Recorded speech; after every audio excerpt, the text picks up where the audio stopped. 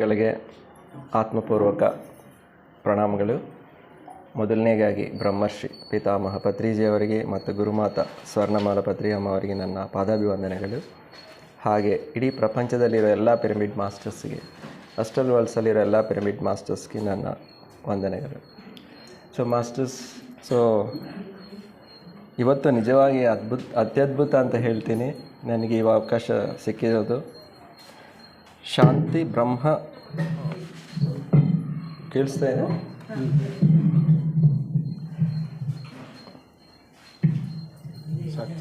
Hello. ಶಾಂತಿ ಬ್ರಹ್ಮ ವಿದ್ಯಾ ಸಮಾಜ ಹೊಸದುರ್ಗ ಇವತ್ತೇನು ಮೂಲ ಪ್ರಕೃತಿ ವಿಶ್ವ ಯೋಗಾಚರಣೆ ವ್ಯಾಸಂಗ ಗೋಷ್ಠಿ. ಅದರಲ್ಲಿ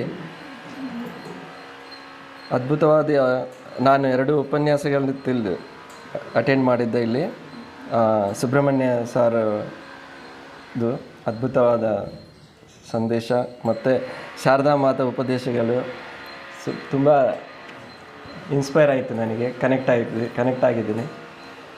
ನನಗೆ ಅದೇ ಏನಕ್ಕೆ ಇಲ್ಲಿಗೆ ಬಂದಿದ್ದೀನಿ ನಾನು ಅಂತ ಅಂದ್ಕೊತಾ ಇದ್ದೆ. ಏನಕ್ಕೆ ಅಂದರೆ ಆ ಶಾರದಾ ಮಾತಾ ಮತ್ತು ರಾಮಕೃಷ್ಣ ಪರಮಹಂಸರು, ವಿವೇಕಾನಂದರು ಅವ್ರದ್ದೆಲ್ಲ ಒಂದು ಕನೆಕ್ಟಿವಿಟಿ ಇದೆ ನನಗೆ ಪಾಸ್ಟ್ ಲೈಫಲ್ಲಿ. ಏನಕ್ಕೆ ಬಂದ ತಕ್ಷಣ ಸಾರು ಹೇಳ್ತಾಯಿದ್ರೆ ಅದೆಲ್ಲ ಐ ಆಮ್ ಫೀಲಿಂಗ್ ದಟ್, ಆ ಎಕ್ಸ್ಪೀರಿಯನ್ಸಸ್ಸು ಅದೆಲ್ಲ. ಅದಕ್ಕೆ ಸಾರಿಗೆ ಅನಂತ ಕೋಟಿ ಆತ್ಮಪೂರ್ವಕ ಪ್ರಣಾಮ ತಿರ್ಗಾ. Thank you sir, thank you so much. ನಾನು ಈಗ ಜಾಸ್ತಿ ಮಾತಾಡೋದಿಲ್ಲ, ಯಾಕಂದರೆ ನನ್ನ ಹೆಸರು ಸುರೇಂದ್ರ ಕುಮಾರ್.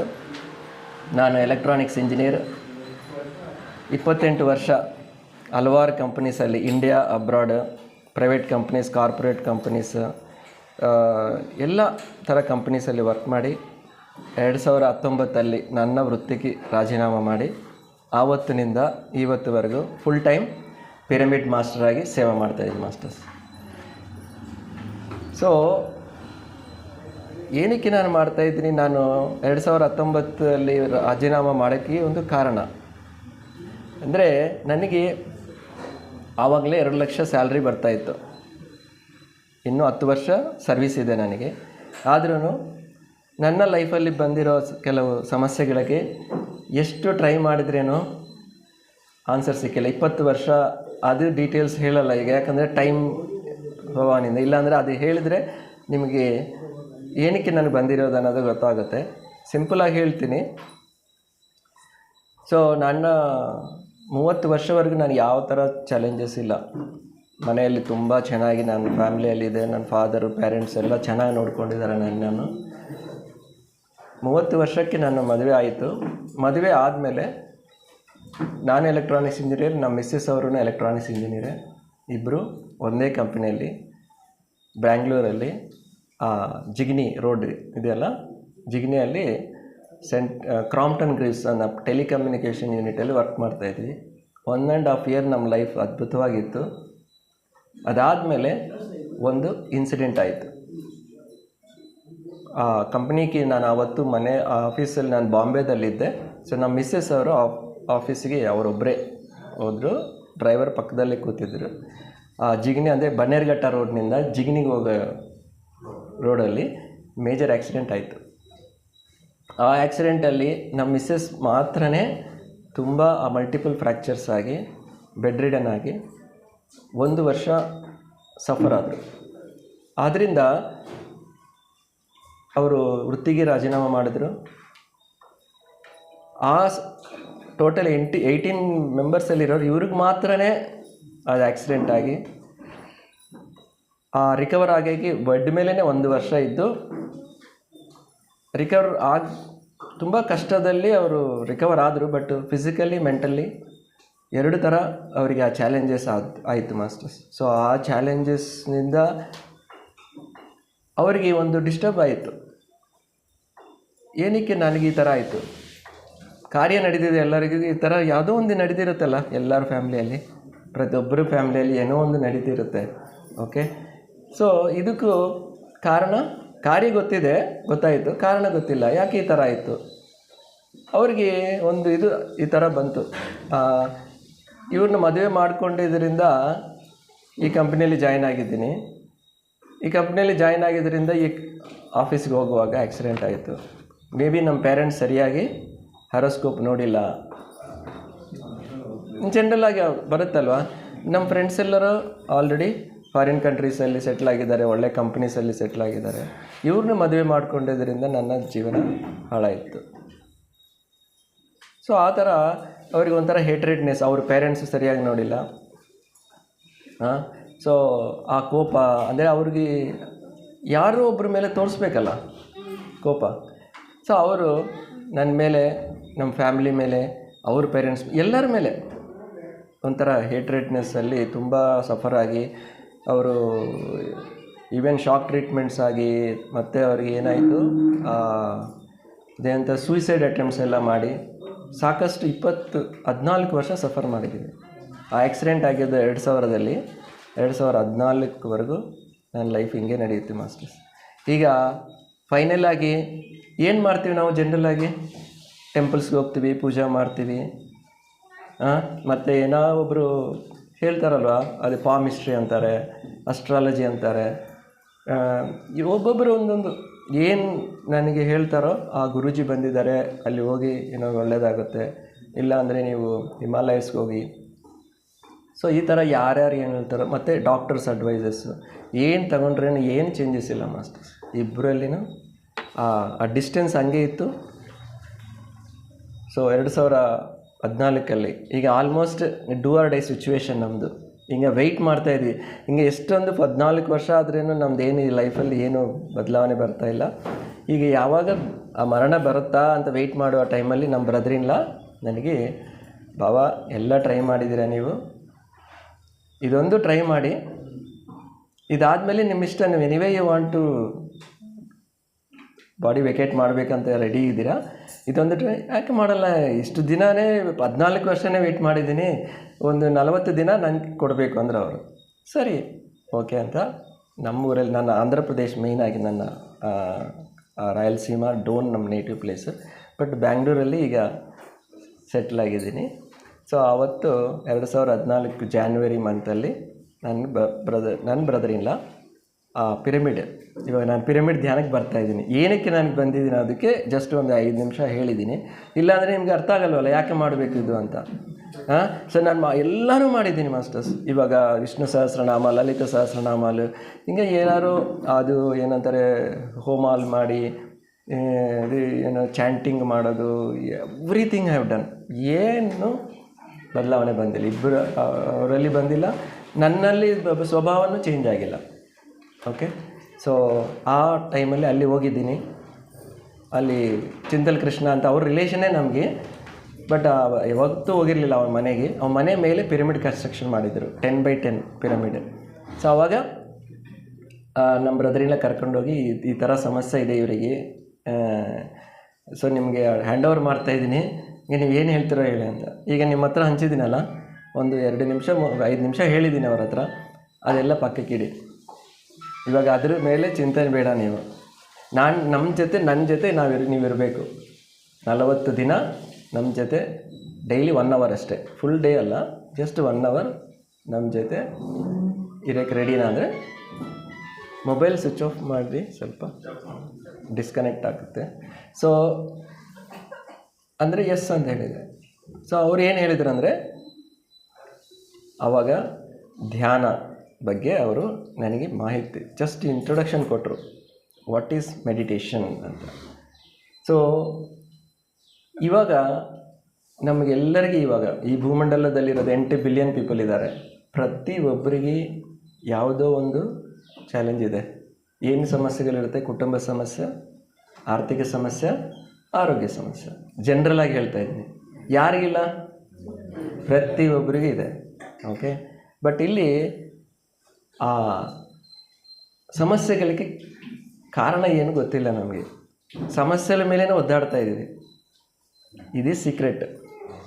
ಎಲ್ಲರಿಗೆ ಆ ಸಮಸ್ಯೆಯಿಂದ ಹೊರಗಡೆ ಬರಬೇಕು ಅನ್ನೋದೇ, ನಾವು ತಿರುಪತಿಗೆ ಹೋಗ್ತೀವಿ, ಹುಂಡಿಯಲ್ಲಿ ಹಾಕ್ತೀವಿ, ಗುಂಡು ಹೊಡಿಸ್ತೀವಿ, ಏನೇನೋ ಮಾಡ್ತೀವಿ. ಎಷ್ಟು ಆಪದ ಮಕ್ಕಳವರ ದೇವರ ನನಗೆ ಇದು ಮಾಡಿ ಅಂತ ಗೋವಿಂದ ಗೋವಿಂದ ಅಂತ ನಾವು ಹೇಳ್ತೀವಿ. ಯಾವ ಭಗವಂತರು ಯಾರನ್ನೂ ನಮ್ಮ ಕರ್ಮಲ್ಲಿ ತೆಗಿಯೋಕ್ಕಾಗಲ್ಲ masters. They have no rights. ಧ್ಯಾನಕ್ಕೆ ನಾನು ಯಾವಾಗ ಅಲ್ಲಿ ಪರಿಚಯ ಆದಮೇಲೆ ಒಂದೊಂದು ನನಗೆ ಬಂದಿರೋ ಆ ಟ್ರಾನ್ಸ್ಫಾರ್ಮೇಷನ್ನು ಅದು ಹೇಗೆಂದರೆ, ಇದೇನು ಸೈಕೋಸೊಮ್ಯಾಟಿಕ್ ಅಂತಾರೆ ನಾವು. 95% ಆಫ್ ದ ನಮಗೆ ಪ್ರಾಬ್ಲಮ್ಸ್ ಎಲ್ಲರೂ ನಾವೇ ಸೃಷ್ಟಿ ಮಾಡಿಕೊಂಡಿರೋದು. ಇದು ಮನಸ್ಸಲ್ಲಿ ಸೃಷ್ಟಿಯಾಗಿ ಭೌತಿಕ ಶರೀರದಲ್ಲಿ ಆ ಮ್ಯಾನಿಫೆಸ್ಟ್ ಆಗಿ ಆ ಅನಾರೋಗ್ಯಗಳು ಮಾನಸಿಕವಾಗಿ ಭೌತಿಕವಾಗಿ ಅದೆಲ್ಲ ಸೃಷ್ಟಿಯಾಗ್ತಾ ಇರೋದು. ಸೈಕೋ ಅಂದರೆ ಮನಸ್ಸು, ಸೋಮ ಅಂದರೆ ಶರೀರ. ಬಟ್ ನಾವು ಏನು ಮಾಡ್ತಾಯಿದ್ವಿ, ಈ ಭೌತಿಕ ಶರೀರದಲ್ಲಿ ಕಾಣಿಸ್ತಾ ಇರೋ ಈ ಸಮಸ್ಯೆಗಳಿಗೆ ಡಾಕ್ಟ್ರ್ ಹತ್ರ ಹೋದ್ರೆ ಏನು ಮಾಡ್ತಾರೆ, ಹೆಡೇಕ್ನಿಂದ ಕ್ಯಾನ್ಸರ್ ಅವ್ರಿಗೆ ಏನೋ ಪ್ರಾಬ್ಲಮ್ ಬಂದ್ರೇನು ಮೆಡಿಸಿನ್ಸ್ ಕೊಡ್ತಾರೆ. ಆ ಮೆಡಿಸಿನ್ಸ್ ಅನ್ನೋದು ಕೇವಲ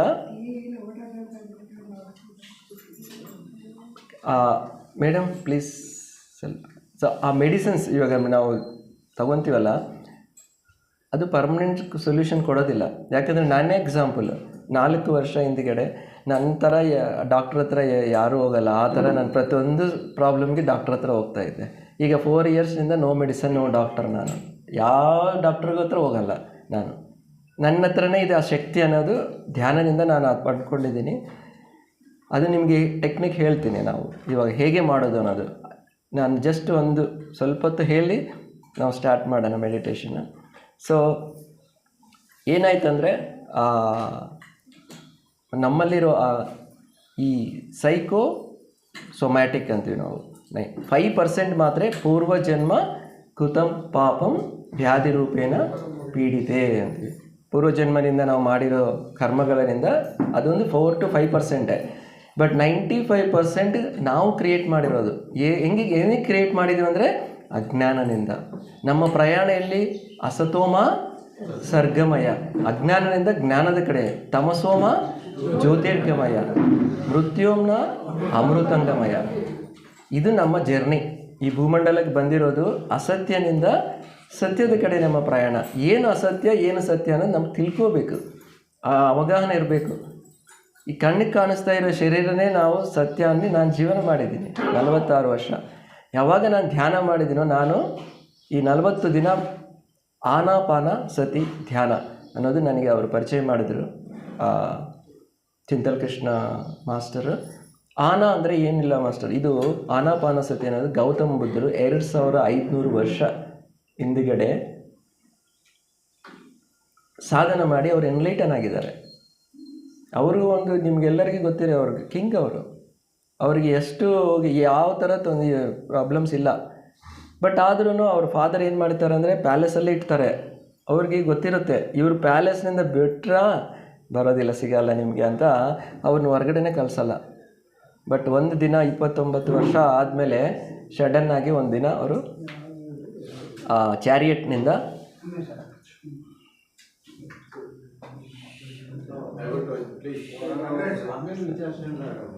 ಯಾಕಂದರೆ ಫ್ಲೋ ಹೋಗುತ್ತೆ ಅಷ್ಟೇ.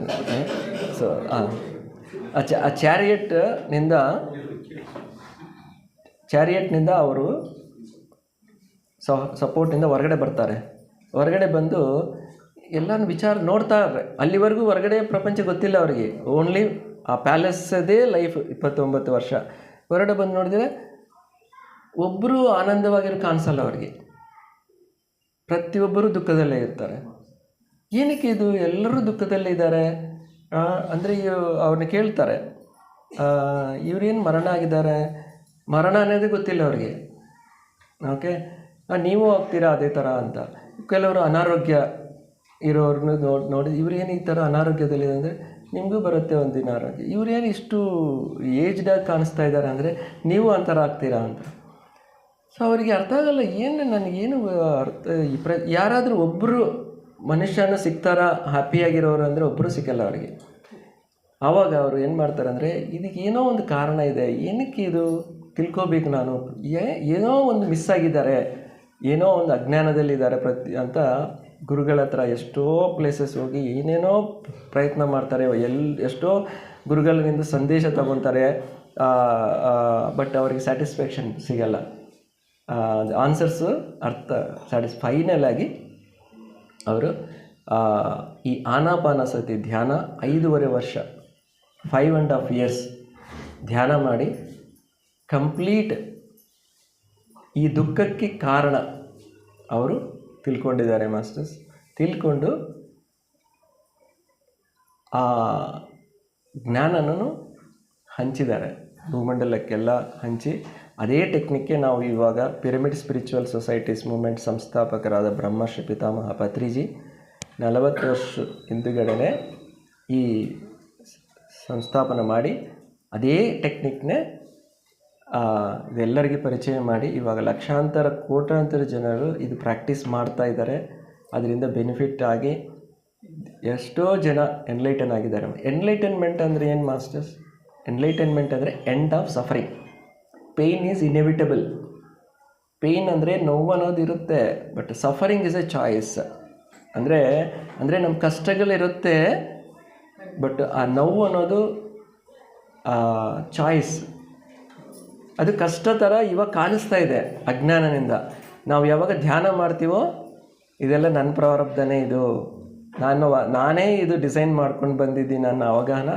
ನಂದು ಯಾಕೆ ಹೇಳ್ತಾ ಇದ್ದೀನಿ ಅಂದರೆ, ಇವಾಗ ನನ್ನ ಪಾಯಿಂಟ್ ಏನಂದರೆ, ಆ 14 ವರ್ಷ ನನಗೆ ಯಾಕೆ ಪ್ರಾಬ್ಲಮ್ ಬಂದಿದೆ, ಇವ್ರ ಲೈಫ್ ಚೆನ್ನಾಗಿದೆ, ಅವ್ರು ಚೆನ್ನಾಗಿದ್ದಾರೆ, ನಾನು ಯಾರಿಗೂ ಕಷ್ಟ ಕೊಟ್ಟಿಲ್ವಲ್ಲ, ನಾವಿಬ್ಬರಿಗೆ ಯಾಕೆ ಈ ಥರ ಆಯಿತು ಅಂತ ನಾನು ಅಂದ್ಕೊಂಡಿರೋ ಯಾವಾಗ 40 ದಿನ ಈ ಆನಾಪಾನ ಸತಿ ಅಂದರೆ, ಆನ ಅಂದರೆ ಉಚ್ಛ್ವಾಸ, ಅಪಾನ ಅಂದರೆ ನಿಶ್ವಾಸ, ಸತಿ ಅಂದರೆ ಜೊತೆಯಲ್ಲಿರೋದು. Very very simple technique. Just ನಾವು ಎಲ್ಲಿದ್ದೀವೋ ಎಲ್ಲಾದರೂ ಕೂತ್ಕೋಬೋದು, ಚೇರ್ ಮೇಲಾದರೂ ಕೂತ್ಕೋಬೋದು, ನೆಲ ಮೇಲಾದರೂ ಕೂತ್ಕೋಬೋದು, ವೇರೆವರ್ ಯು ಆರ್ ಕಂಫರ್ಟಬಲ್. ಶರೀರದ ಮೇಲೆ ಯಾವುದೇ ಥರ ಒತ್ತಡ ಇರಬಾರ್ದು. ಇಲ್ಲಿ ಸ್ಟ್ರೈಟಾಗಿ ಕೂತ್ಕೋಬೇಕು ಆ ಥರ ಏನಿಲ್ಲ. ಹೆಂಗೆ ಬೇಕಾದರೆ ಹಂಗೆ. ಈಗ ಸಿನಿಮಾದ ಹೆಂಗೆ ನೋಡ್ತೀವಿ ನಾವು ಆ ಥರ ಕೂತ್ಕೊಂಡು ಈ ಥರ ಕೈ ಕ್ರಾಸ್ ಮಾಡ್ಕೋಬೇಕು, ಕಾಲು ಕ್ರಾಸ್ ಮಾಡ್ಕೋಬೇಕು, ಕನ್ನಡಿಗ ತೆಗೆದಿಡಬೇಕು, ಕಣ್ಣು ಮುಚ್ಕೊಂಡು ಉಚ್ಛ್ವಾಸ ನಿಶ್ವಾಸಲ್ಲಿ ಗಮನಿಸಬೇಕು. ಇವಾಗ 24 hours ನಡೀತಾ ಇದೆಯಲ್ಲ ಉಚ್ಛ್ವಾಸ ನಿಶ್ವಾಸಲ್ಲಿ ಎಲ್ಲರಿಗೆ. ಬಟ್ ಅದ್ರ ಮೇಲೆ ಧ್ಯಾಸ ಇದೆಯಾ ನಿಮಗೆ? ಇಲ್ಲ. ನೋಡಿ, ಅದೇ ಪ್ರಾಬ್ಲಮ್. ಇವಾಗ ಎಲ್ಲ ಕಡೆ ಧ್ಯಾಸ ಇದೆ. ಮಕ್ಕಳ ಮೇಲೆ ಧ್ಯಾಸ ಇದೆ, ಆಫೀಸ್ ಮೇಲೆ ಧ್ಯಾಸ ಇದೆ, ತಂದೆ ತಾಯಿಗಳ ಮೇಲೆ ಧ್ಯಾಸ ಇದೆ, ನನ್ನ ಫ್ಯೂಚರ್ ಮೇಲೆ ಧ್ಯಾಸ ಇದೆ. ನೆಕ್ಸ್ಟ್ ನಾನು ಇಂಜಿನಿಯರ್ ಆಗಬೇಕು, ಡಾಕ್ಟರ್ ಆಗಬೇಕು, ಇದೆಲ್ಲ ಧ್ಯಾಸ ಇದೆ. ಬಟ್ ನಮಗೆ ನಡೀತಾ ಇರೋ ಶ್ವಾಸದ ಮೇಲೆ ಧ್ಯಾಸ ಇಲ್ಲ. ಭಗವಂತರು ನೋಡಿ ಹೆಂಗೆ ಇಟ್ಟಿದ್ದಾರೆ ಅಂದರೆ ಸೂಕ್ಷ್ಮ. ಇದ್ರ ಧ್ಯಾಸ ಇಟ್ಟರೆ ಅದೆಲ್ಲ ಸಾಲ್ವ್ ಆಗುತ್ತೆ. ನನ್ನ ಲೈಫಲ್ಲಿ ಎಲ್ಲ ಧ್ಯಾಸಗಳು ನೋಡಿದ್ದೀನಿ 14 ವರ್ಷ. ಯಾವುದರಿಂದ ನಾನು ಹೊರಗಡೆ ಬರೋಕ್ಕಾಗಿಲ್ಲ. ನಾನು ಆ ಧ್ಯಾಸನ ಬಿಟ್ಟು ಈ ಧ್ಯಾಸನ ನಾನು ಸ್ಟಾರ್ಟ್ ಮಾಡಿದ ಮೇಲೆ ಎಲ್ಲ ಪ್ರಾಬ್ಲಮ್ಸು ನಂದು ಸಾಲ್ವ್ ಆಗಿದೆ ಮಾಸ್ಟರ್ಸ್.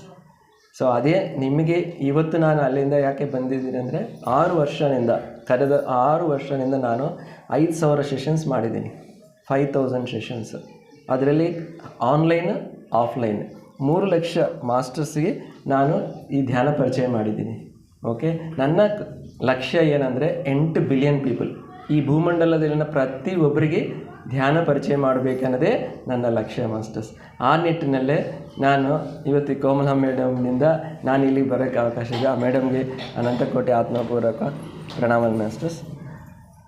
ಸೊ ಇದು very very very simple technique. ಏನು ಇದು ಮಾಡಿದ್ರೆ ಬಂದ್ಬಿಡುತ್ತಾ ಅಂತ. ಶ್ವಾಸ ಅನ್ನೋದೇ ಕಾಮಧೇನು, ಕಲ್ಪವೃಕ್ಷ, ವಜ್ರಾಯುಧ ಮತ್ತು ಸಂಜೀವಿನಿ ಮಾಸ್ಟರ್ಸ್. ಎಲ್ಲ ಭಗವಂತರು ಆ ಪರಬ್ರಹ್ಮನ ನಾವು ಟಚ್ ಆಗಬೇಕಂದ್ರೆ, ಯಾಕಂದರೆ ಈ ಶ್ವಾಸ ಅನ್ನೋದೇ ಆ ಪರಬ್ರಹ್ಮಕ್ಕೆ ಟಚ್.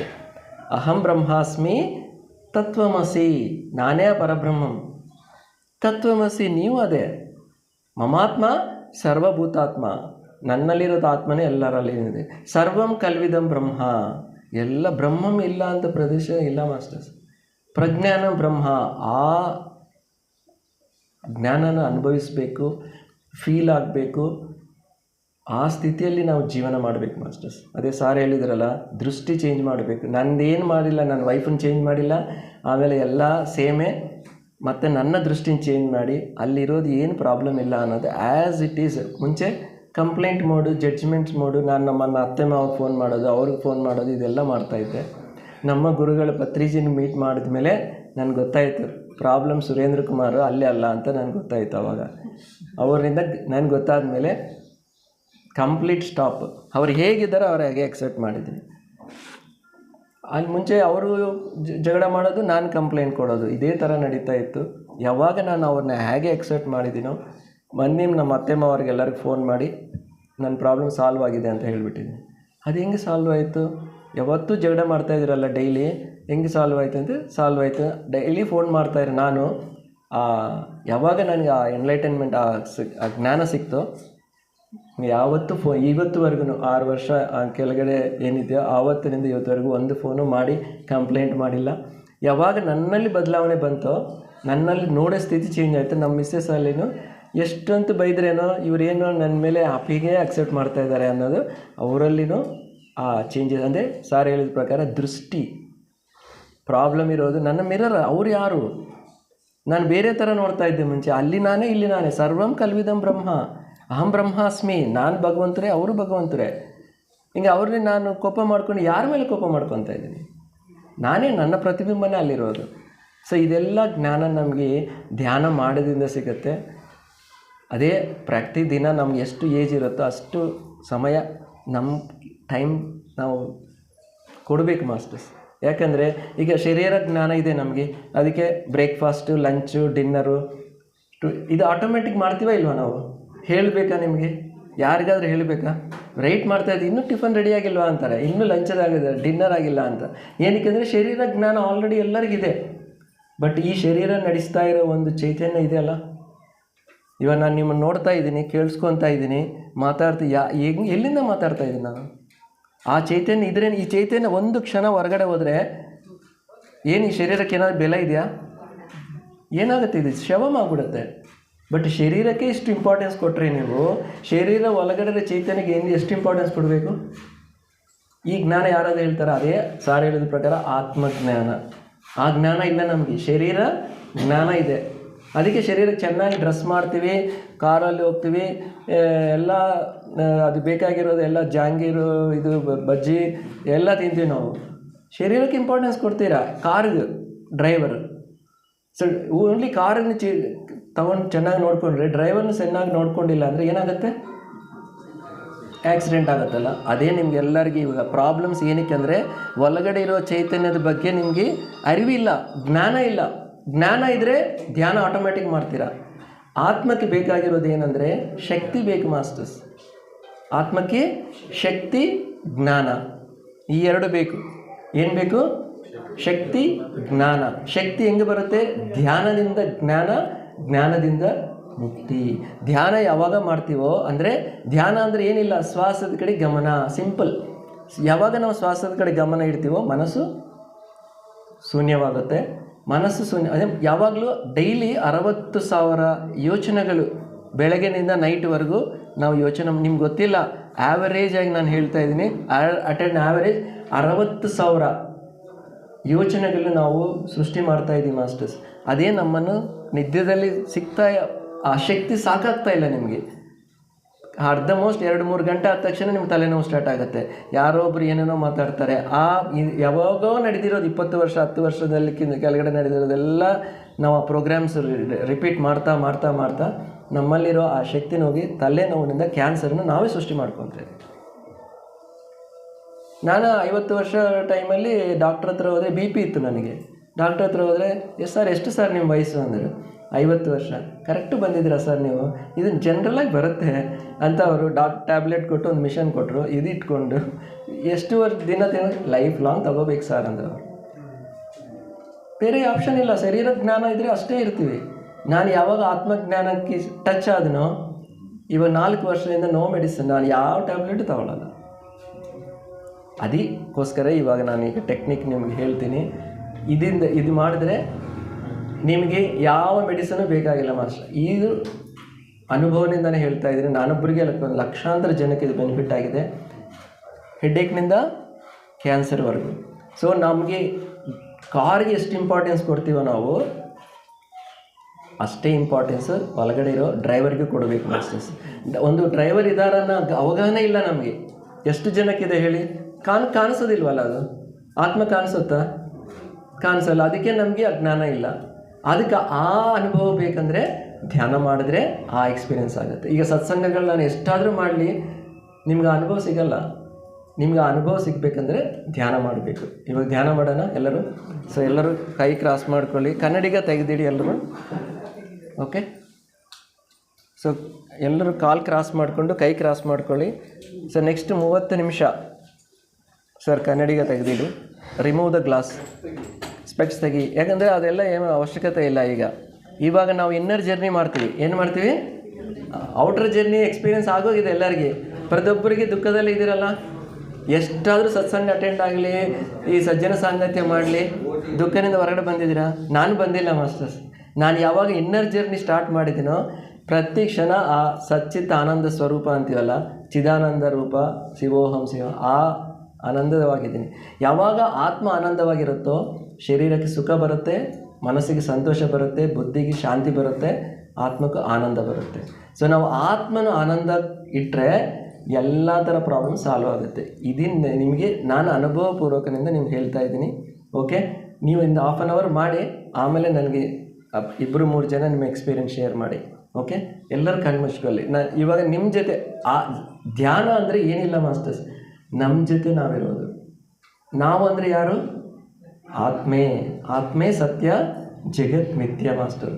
ಸೊ ಆ ಸತ್ಯವಾಗಿರೋ ನಿತ್ಯವಾಗಿರೋ ಆತ್ಮಕ್ಕೆ ಫೀಲ್ ಆಗೋಣ. ಇವಾಗ ಆತ್ಮಶಕ್ತಿನೇ ಎಕ್ಸ್ಪೀರಿಯೆನ್ಸ್ ಆಗೋಣ 30 ನಿಮಿಷ. ಓಕೆ, ಎಲ್ಲರೂ ಕಣ್ಣು ಮುಚ್ಕೋಬೇಕು. ಯಾರು ಕಣ್ಣುಗಳನ್ನು ತೆಗಿಬೇಡಿ. Close your eyes. ಬಾಡಿ ಮೇಲೆ ಯಾವುದೇ ಸರ್ ಕೈ ಕ್ರಾಸ್ ಮಾಡ್ಕೋಬೇಕು ಸರ್. ಈ ಥರ ಎಲ್ಲರೂ ಕೈ ಕ್ರಾಸ್ ಮಾಡಿಕೊಂಡು ಆರಾಮಾಗಿ ಫ್ರೀಯಾಗಿ ಕೆಳಗಡೆ ಇಟ್ಕೊಳ್ಳಿ. ಹಾಗೆ ಬಾಡಿ ಮೇಲೆ ಒತ್ತಡ ಇರಬಾರ್ದು, ಶರೀರದ ಮೇಲೆ ಒತ್ತಡ ಇರಬಾರ್ದು, ಧ್ಯಾಸ ಇರಬಾರ್ದು. ಓಕೆ, ಕಣ್ಣು ಮುಚ್ಕೊಳ್ಳಿ sir. Please close your eyes. ಎಲ್ಲರೂ ಮನಸ್ಸಿಗೆ ಕಂಪ್ಲೀಟ್ ರೆಸ್ಟ್. ನಾನು ಹೇಳೋ ಇನ್ಸ್ಟ್ರಕ್ಷನ್ಸ್ ಕೇಳಿಸ್ಕೊಳ್ಳಿ. ಫಸ್ಟು ಕಣ್ಣು ಮುಚ್ಕೊಳ್ಳಿ, ಕೇಳಿಸ್ಕೊಳ್ಳಿ ಅಷ್ಟೇ. ಸೊ ಈಗ ಆನ ಅಂದರೆ ಉಚ್ಛ್ವಾಸ, ಅಪಾನ ಅಂದರೆ ನಿಶ್ವಾಸ, ಸತಿ ಅಂದರೆ ಜೊತೆಯಲ್ಲಿರೋದು. ಅಂದರೆ ನೋ ಕುಂಭಕ, ನೋ ರೇಚಕ, ನೋ ಪ್ರಾಣಾಯಾಮ. ಸಹಜವಾಗಿ ನಡೀತಾ ಇರೋ ಶ್ವಾಸನೇ ನಾವು ಗಮನಿಸೋದೆ. ಉಚ್ಛ್ವಾಸ ನಿಶ್ವಾಸ ಆಲ್ರೆಡಿ ನಡೀತಾ ಇದೆ. ಬಟ್ ಇವಾಗ ನಮ್ಮ ಧ್ಯಾಸ ಎಲ್ಲಿರುತ್ತೆ? ಯೋಚನೆಗಳ ಮೇಲೆ ಇರುತ್ತೆ ಯಾವಾಗಲೂ. ಇದೇನು ಸಾರ್, ಇನ್ನೂ 1 ಗಂಟೆ ಆಯಿತು, ನಾನು ಮನೆಗೆ ಹೋಗಬೇಕು, ಊಟ ಮಾಡಬೇಕು, ಮಕ್ಕಳು ನೋಡ್ಕೋಬೇಕು. ಅದು ಬಿಟ್ಟರೆ ಸ್ವಾಮಿ ಈಗ 30 ನಿಮಿಷ ನನಗೆ ನಿಮ್ಮ ಜೊತೆ ನೀವಿರೋಣ. Sir don't open your eyes please. Sir ಕಣ್ಣು ಮುಚ್ಕೋಬೇಕು. ಈ 30 ನಿಮಿಷ ಯಾರೂ ಕಣ್ಣುಗಳನ್ನು ತೆಗಿಬಾರದು. ಸರ್ ಪ್ಲೀಸ್ ಇಲ್ಲಿ ಕುತ್ಕೊಳ್ತಾರೆ. ಸೊ